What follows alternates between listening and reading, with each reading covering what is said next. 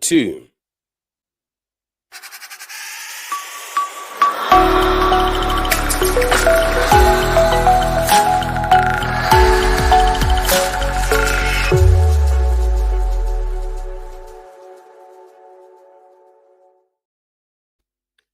Greetings, family. Welcome to Live with Chatufa. It seems the succession battle in ZANU PF is getting heated every moment.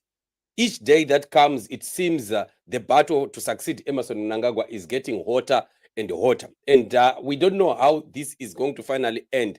But definitely what we are seeing happening is men are on each other's throats just for the purpose of replacement of Emmerson Mnangagwa.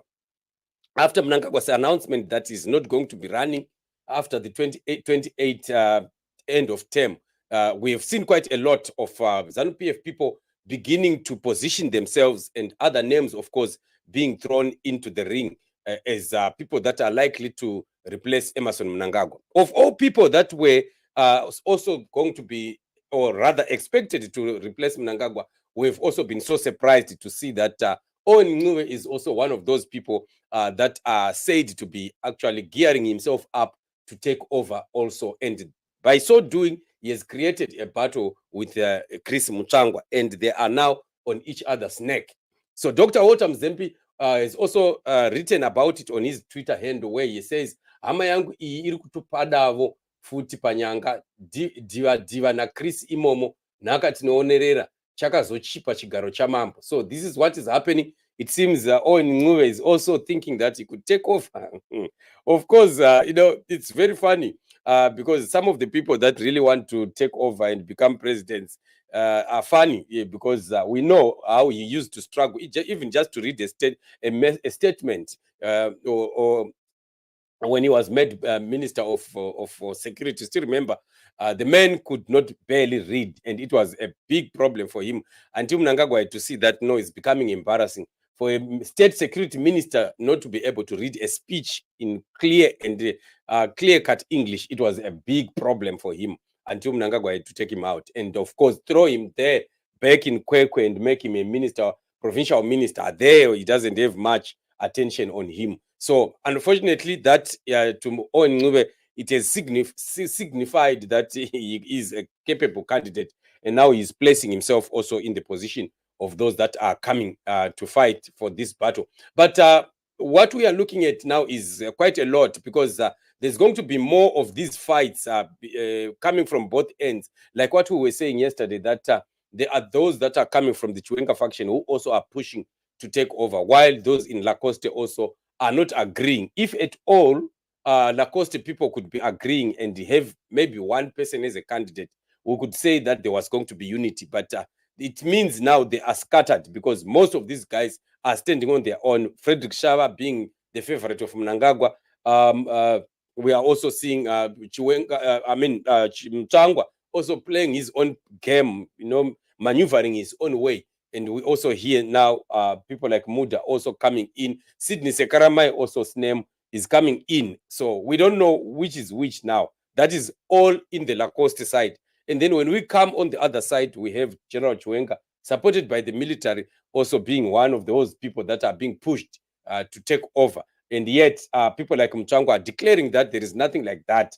Chiwenga is not going to be taking over. So the war is on. And it seems now that the issue of succession really is becoming a hot issue, is bringing a lot of disagreements in ZANU PF, each one wanting to fight in his own corner.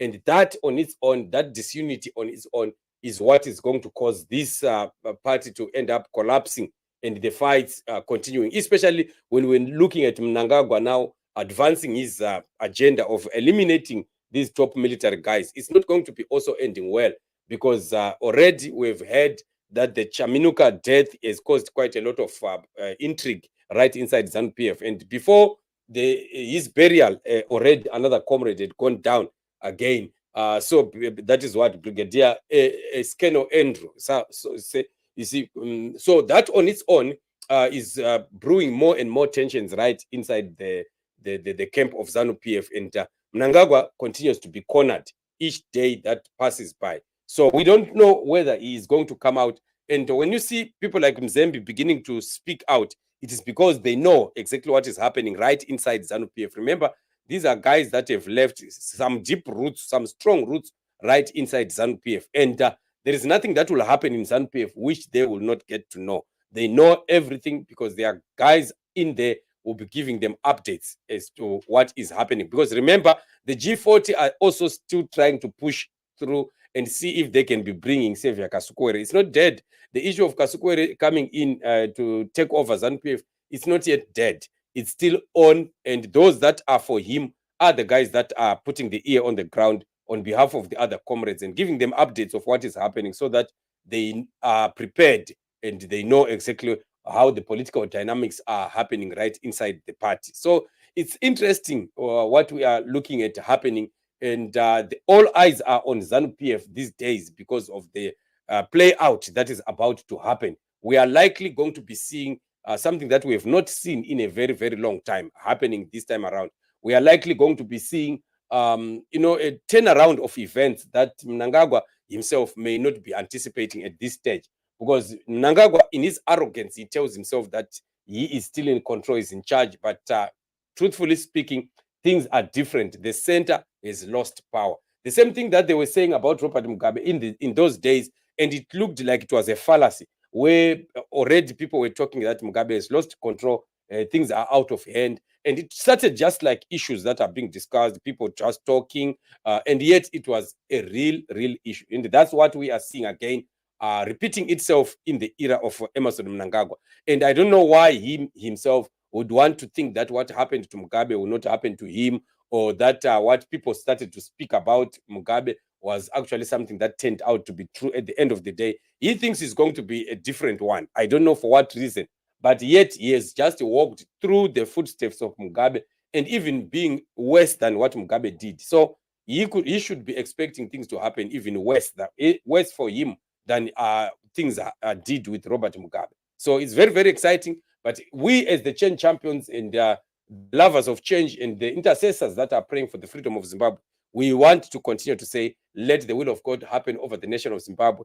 God wants Zimbabwe free, and we are ready for the freedom. And we are saying, whatever that it is that is happening, it's not our business. All that we want is to see ZANU PF go down and Zimbabwe beginning to rebuild, Zimbabwe beginning to be restored, Zimbabwe again rising from the doldrums of poverty, oppression, and all that we are seeing that ZANU PF has caused in our country. So this is what it is. This is what is happening. So we are giving you updates as we continue to look at issues happening, and we will be quick to give you what is happening in the nation. So we continue to be aware and alert as we are preparing for what plans that are coming about our freedom for Zimbabwe, our fight for freedom. And it's definitely freedom is coming, and we are going to be free. Family, thank you so much for joining me on this show. Join me on the upcoming shows as we shall continue to give you updates of what is happening around us. Subscribe to this channel, like and share. Till we meet in the next show.